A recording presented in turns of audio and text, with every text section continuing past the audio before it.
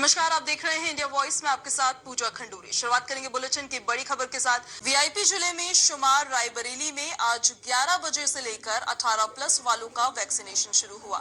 जिन युवाओं ने पहले से रजिस्ट्रेशन करा रखा था और स्लॉट बुक करा रखा था, उनको कोरोना का टीका लगाया गया।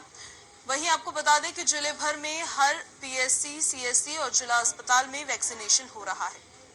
उसी कड़ी में उत्तर प्रदेश रायबरेली से बहुत ही फेमस अवधी भोजपुरी सिंगर विकास पांडे। तो कैसा आप महसूस कर रहे हैं? बहुत अच्छा महसूस कर रहा हूँ और मैं यही बोलना चाहूँगा कि बिल्कुल जो रिंगर को हम रहते हैं वो बिल्कुल गलत है। और सभी लोग, मैं तो कहूँगा जो भी 18 प्लस है सभी लोग मतलब जाएँ बेझिझक जाकर टीका लगवाएं और बहुत जरूरी है टीका लगवाएं। जी बिल्कुल, जैसा कि विकास जी ने बताया कि टीकाकरण इनका हो गया है और अभी नवयुवक है, इन्होंने टीकाकरण करवा लिया है और आप टीकाकरण करवाने के बाद लोगों को संदेश देना चाह रहे हैं कि जिस तरह से अफवाहें हैं वो बिल्कुल गलत हैं और इन्होंने अभी टीकाकरण करवाने के बाद एक संदेश